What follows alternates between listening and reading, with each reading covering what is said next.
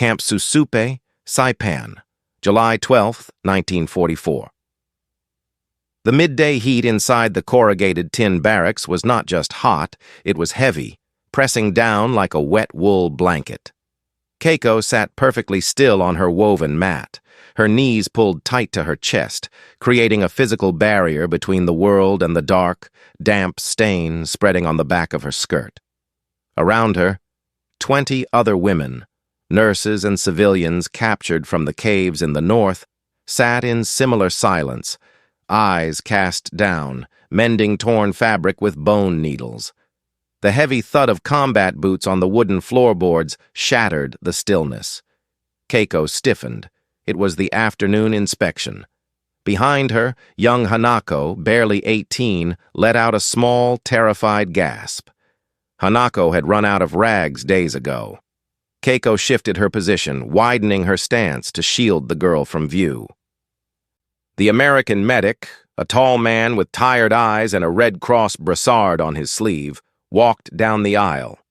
He carried the scent of rubbing alcohol and peppermint soap, a sharp contrast to the barrack's smell of sweat and unwashed bodies. He stopped in front of them. His gaze did not linger on their faces, but drifted lower, catching the edge of the darkened cloth Keiko was trying to hide. The shame burned hotter than the Saipan sun. Keiko braced for the shouting, for the humiliation, or for being dragged to the infirmary for invasive checks. Instead, the medic said nothing. He crouched down, not touching them, and slid a plain brown cardboard box across the floorboards. He tapped the lid twice with his index finger, a quiet, rhythmic sound like a heartbeat. "For the inconvenience," he murmured, his voice low, lacking the bark of a guard. He stood up and walked away, leaving the box sitting in the shaft of sunlight. If you believe that dignity is as vital as food in survival, consider subscribing and commenting your country below to support these forgotten histories. 3 weeks earlier, the cliffs of Marpi Point, June 20th, 1944, Marpi Point, northern Saipan. The world was ending. It did not end in silence, but in a cacophony of screaming steel and crashing waves. Keiko dragged her body over the sharp volcanic rocks, her nurse's uniform torn at the shoulder, stiff with dried salt and blood that wasn't hers. Below the cliff's edge, hundreds of feet down, the Pacific Ocean churned violently, swallowing the bodies of those who had jumped. The propaganda had been absolute. The Americans are monsters. They will run over you with tanks. They will defile you. "Keiko-san!" a voice cracked behind her. It was Hanako. The young girl was clutching a satchel of empty medical vials, her eyes wide, staring at the line of green figures emerging from the smoke on the ridge. Marines. They looked like giants in the haze, their silhouettes bulky with gear, rifles held at the ready. Keiko's instinct screamed at her to jump, to follow the others into the sea. It was the honorable way. The Emperor demanded it. But looking at Hanako's trembling hands, Keiko felt a different duty anchor her to the earth. She grabbed Hanako's wrist, her grip bruising. "Don't move," Keiko hissed, her throat raw from thirst. "Stay behind me." A Marine spotted them. He shouted something unintelligible, harsh, guttural sounds. He raised his rifle. Keiko squeezed her eyes shut, waiting for the bullet. It didn't come. "Hands! Show me hands!" the voice barked, closer now. Keiko slowly raised her hands. The surrender felt like a physical blow to her stomach, a nausea more potent than the hunger cramping her insides. As she stood, she felt a dampness between her legs. Her cycle had started days ago, ignored in the chaos of the retreat. But now, under the terrifying gaze of the enemy, the biological reality asserted itself. She clamped her thighs together, fighting the urge to check her skirt. Not now. She prayed to ancestors who were surely turning their backs on her. Please, not now. The Marine approached, kicking a discarded helmet out of his way. He wasn't a monster with horns, but a man with a sunburned neck and dirt-crusted fingernails. He gestured with his barrel toward a collection point where other survivors were huddled. "Move," he grunted. Keiko pulled Hanako forward. They stumbled toward the group. As they walked, Keiko untied the sash of her uniform slightly, letting the fabric bunch around her waist, trying desperately to use the folds to cover the back of her skirt. The shame was a cold stone in her gut. She was a soldier of the Empire, a healer of warriors. Now she was a prisoner, filthy and exposed. She looked at the other women, nurses, mothers, daughters. They were all doing the same subtle adjustments, pulling shirts down, holding bags strategically, walking with stiff, unnatural gaits. The war for the island was over. The war for their dignity had just begun. Camp Susupe was not a prison. It was a city of canvas and misery erected on the mud. The truck ride had been a blur of dust and exhaust, ending only when the tailgate slammed down, dumping Keiko and the others into a fenced enclosure that smelled of wet earth and open latrines. The heat inside the civilian compound was suffocating. Thousands of people, Japanese, Koreans, Chamorros, were packed into makeshift shelters made of corrugated tin and U.S. Army tarps. Keiko herded her small group of nurses into the corner of an assigned tent. The space was barely large enough for 10 people, yet 20 were squeezed in. "Stay close," Keiko whispered, her voice parched. "Do not look the guards in the eye." Outside, American MPs patrolled the perimeter. They were shirtless, sweating in the tropical sun, their skin turning a painful shade of red. They did not seem interested in torture, as the propaganda had warned. They seemed bored, but their presence was constant. There were no walls here, only lines of sight. Privacy was the first casualty. The latrines were communal trenches dug 50 yards away, visible to anyone walking by. For the men, it was a humiliation. For the women, it was a catastrophe. By the second day, the reality of their biology became an urgent crisis. The supplies they had been captured with were gone or ruined.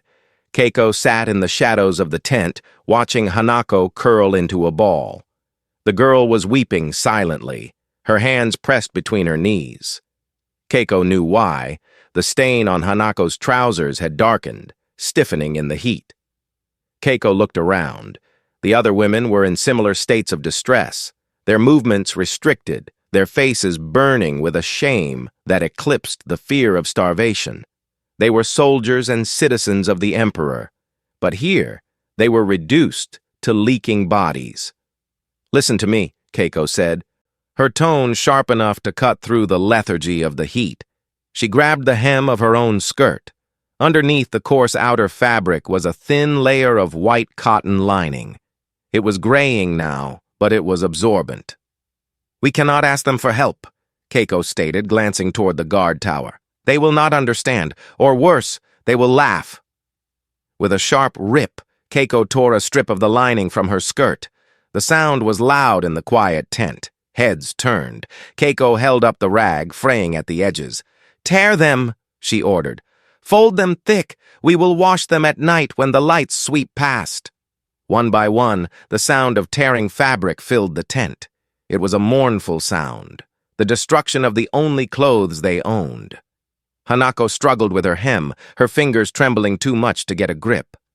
She looked up at Keiko, her eyes red-rimmed and desperate. She had no lining left.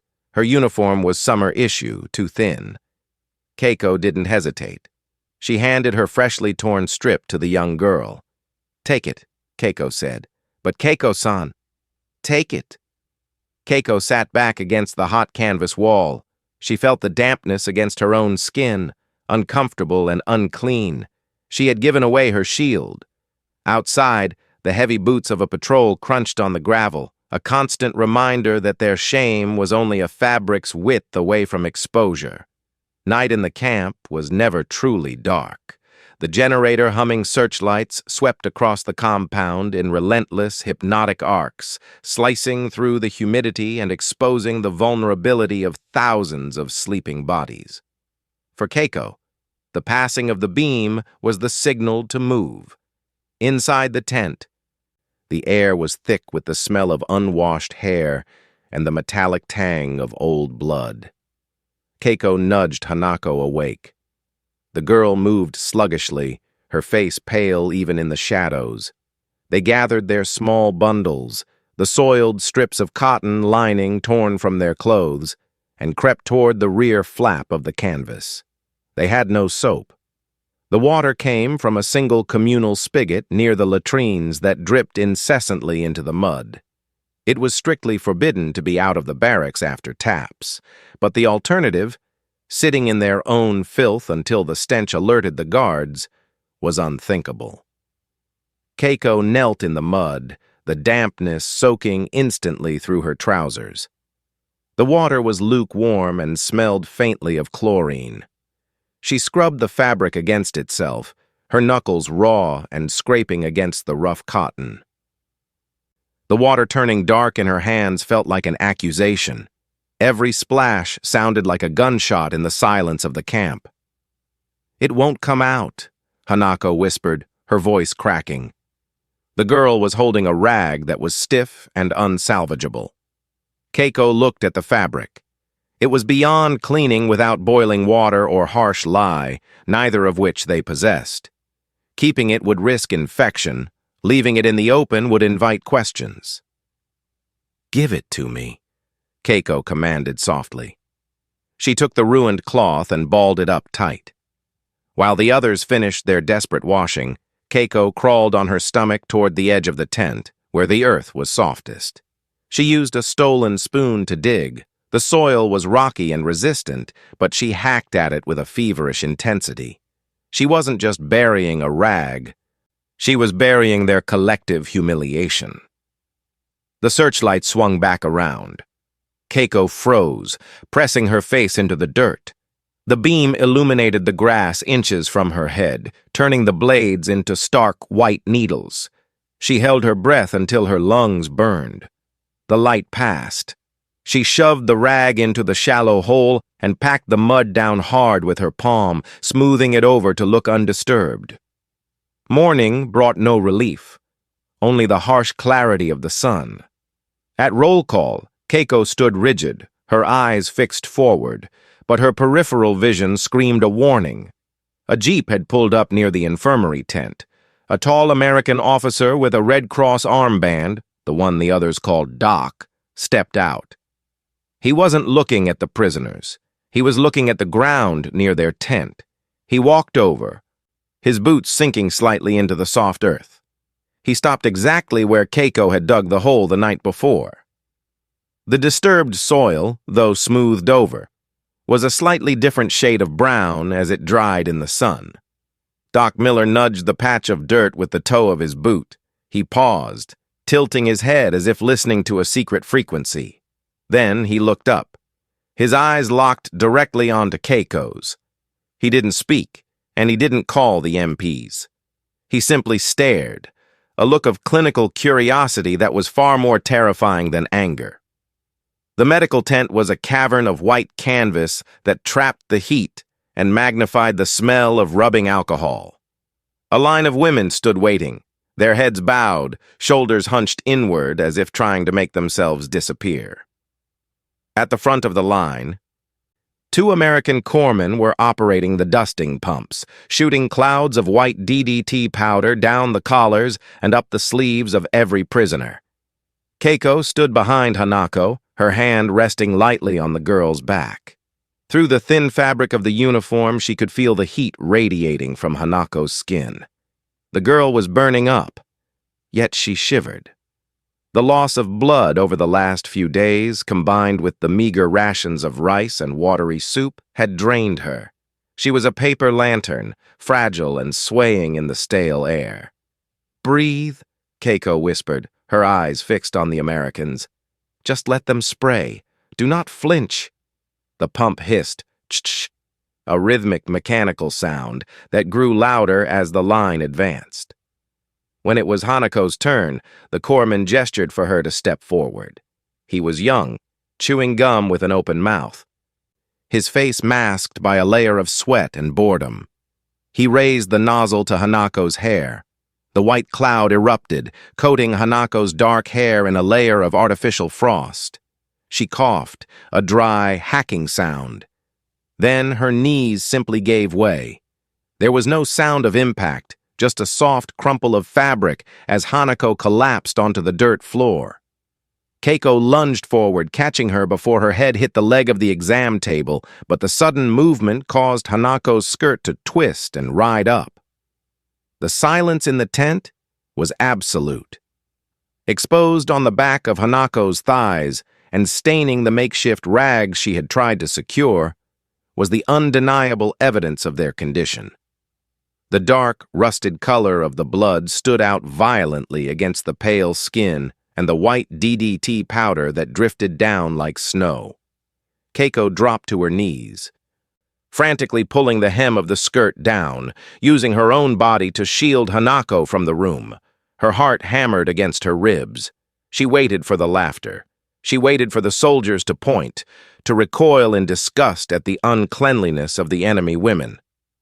"Back up," a voice commanded. It was Doc Miller. He pushed past the young corpsman, kneeling beside Keiko. He didn't look at the stain.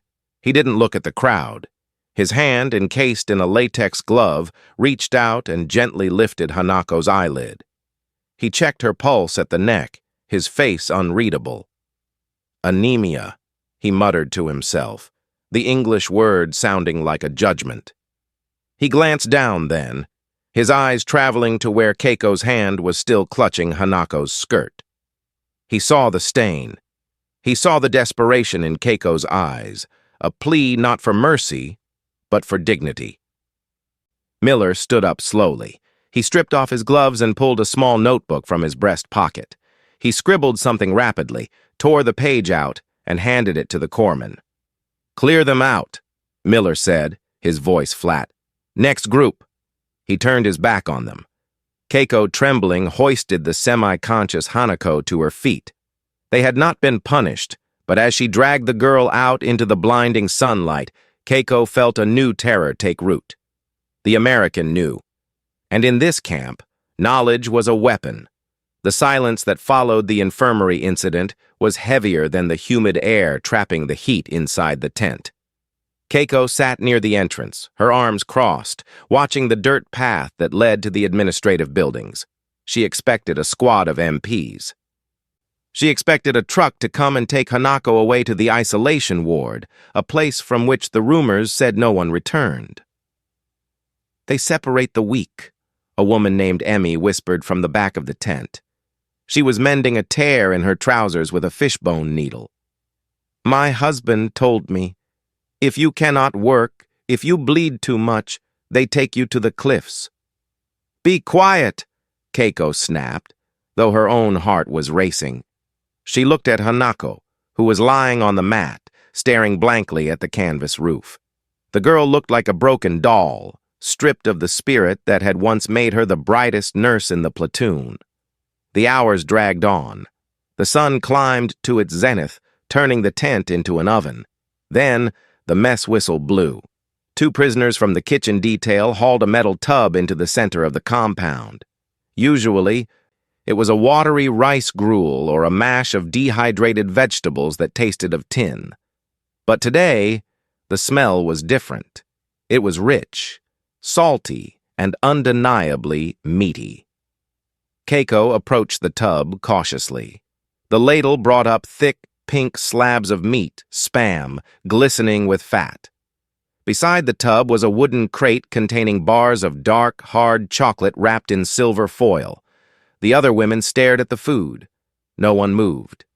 In the Imperial Army, a feast like this had a specific meaning. Sake and mochi were given before a banzai charge. A special meal was the final kindness before death. "It is a trick," Emmy hissed. "It is poisoned." Keiko took a tin plate. Her hand trembled slightly, but she forced her face to remain impassive. She took a slice of the pink meat and a square of the chocolate. She walked back to Hanako and knelt down. "Eat," Keiko commanded gently. Is it the end?" Hanako asked, her voice barely audible.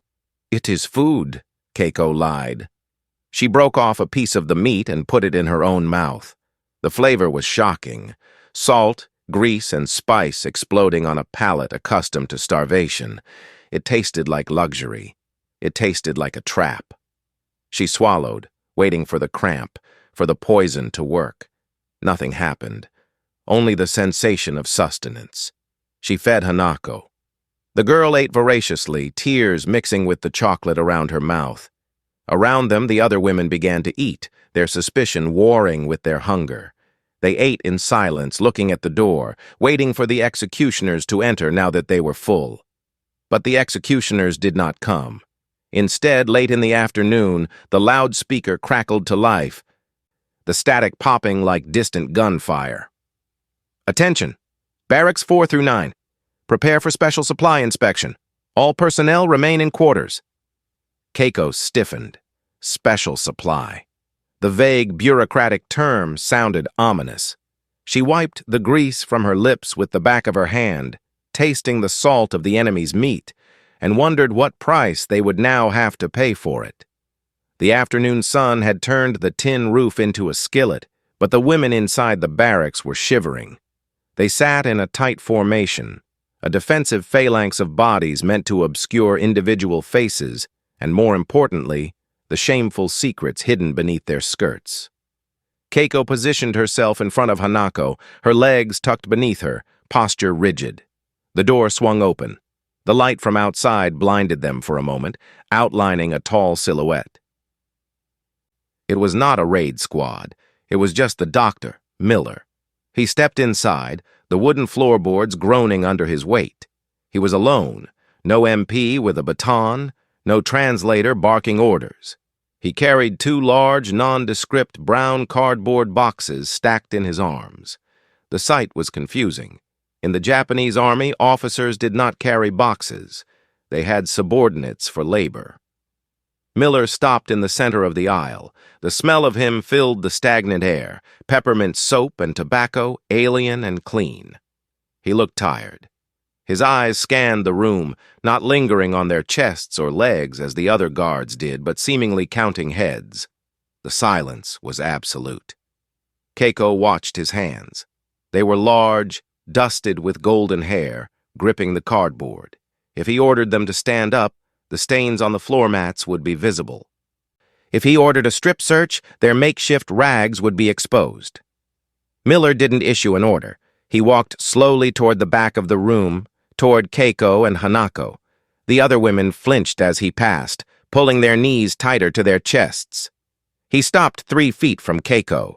He looked down at Hanako, who was trembling, her eyes squeezed shut. He seemed to debate saying something, perhaps a medical inquiry, but then decided against it. Slowly, deliberately, he lowered the boxes to the floor.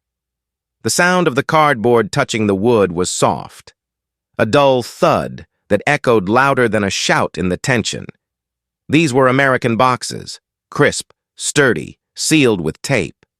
To a people who had been scavenging roots and wearing rags for months, the box itself looked like a piece of impossible engineering. Miller straightened up. He looked at Keiko. For a fleeting second, the barrier of war, the barbed wire, the language, the ocean of blood between their nations seemed to thin. He reached down and tapped the lid of the top box twice with his index finger. Tap, tap. It was a rhythm, a signal. For the inconvenience, he murmured. The English words were low, lacking the bark of command. He turned on his heel and walked out. The door swung shut, cutting off the blinding rectangle of sunlight. The women sat frozen, staring at the brown monoliths in the center of the room. They were like artifacts from another planet. No one moved. The fear of booby traps, of cruel pranks, held them back. "Keiko-san," Hanako whispered, opening her eyes. "What is it?" Keiko uncrossed her legs, her muscles screaming from the tension. She crawled forward on her hands and knees, approaching the object. She could smell the cardboard, a dry, papery scent of factories and peace. She reached out, her hand hovering over the tape. She had to know. Keiko's fingernails dug under the heavy gummed tape sealing the box. The sound of the adhesive ripping was sharp, like tearing skin. The other women leaned in, their breathing shallow, forming a tight circle of dark hair and anxious eyes around the brown altar. She folded back the flaps. Inside, neatly stacked in rows, were smaller rectangular boxes. They were white with simple blue lettering, pristine and untouched. They looked like medical supplies, perhaps bandages for the wounded. Keiko lifted one of the smaller boxes. It was light as air. She opened the tab at the end and pulled out the contents. It was not a bandage for a bullet wound. It was a pad of compressed cotton, wrapped in soft gauze, blindingly white against the dirt-stained palms of her hands. It had loops at the ends for attachment, thick and absorbent. "What is it?" Emmy asked, frowning. "Is it for cleaning rifles?" Keiko didn't answer.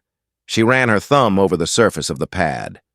It was softer than anything she had touched in months, softer than the silk of a kimono, softer than the moss in a temple garden.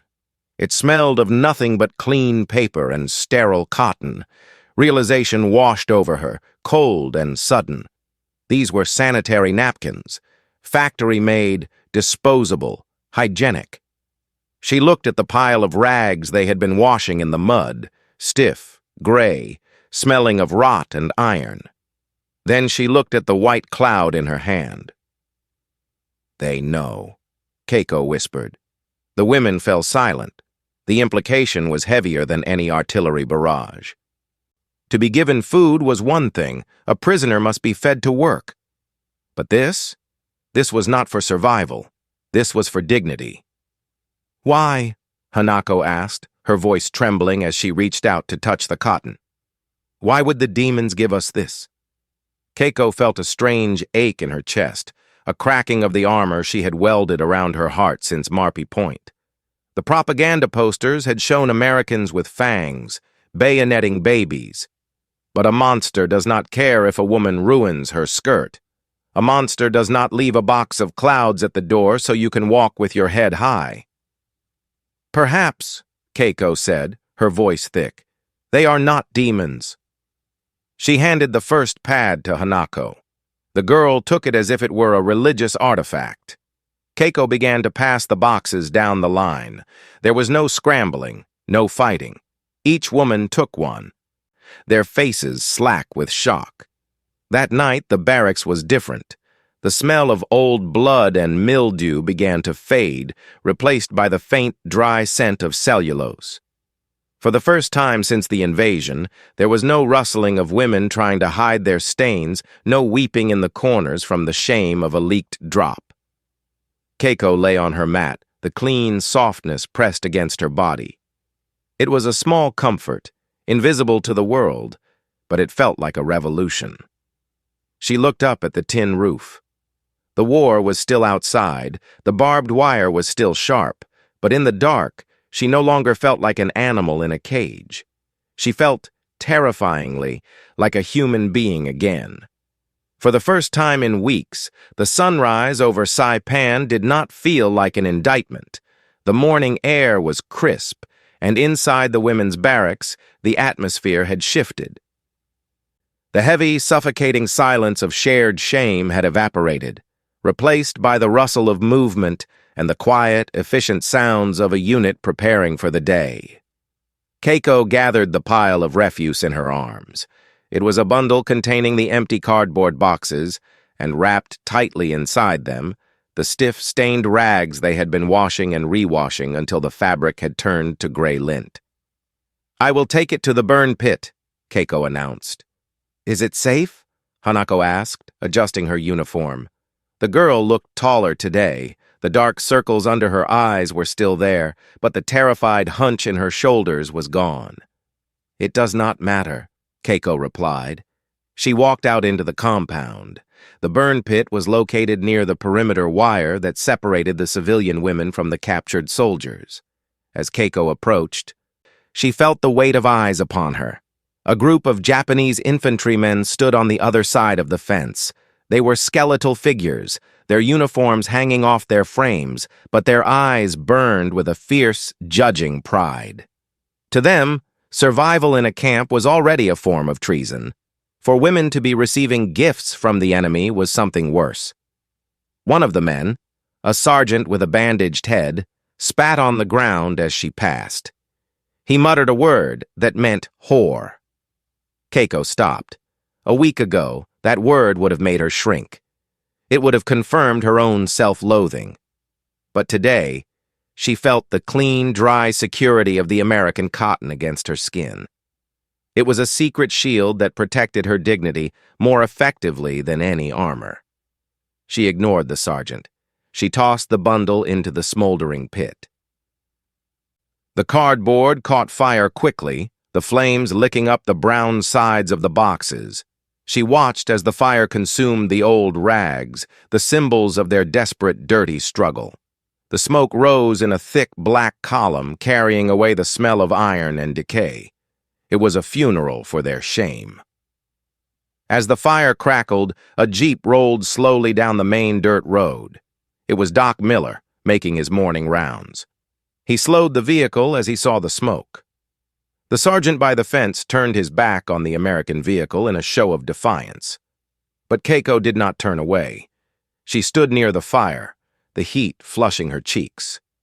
When Miller looked at her, checking the sanitation of the area, Keiko did not bow. She did not look at her feet. She clasped her hands in front of her, chin parallel to the ground, and met his gaze. It was not a look of submission, nor was it the friendly wave of a collaborator.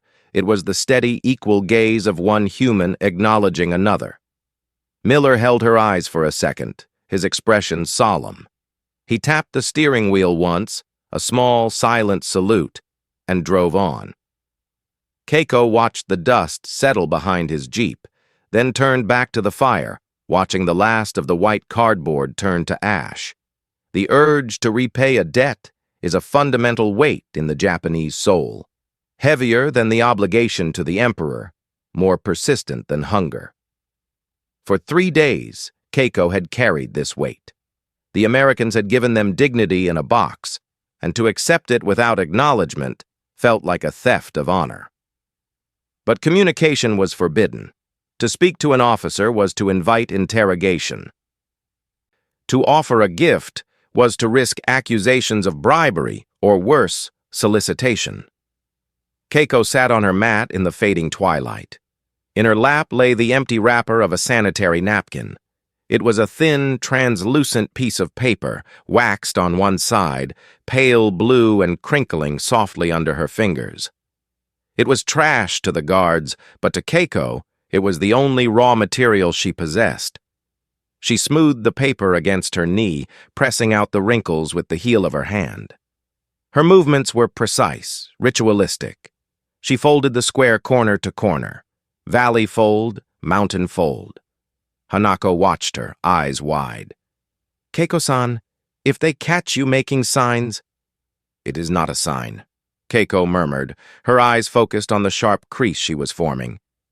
It is a prayer. Under her calloused fingers, the industrial packaging began to transform.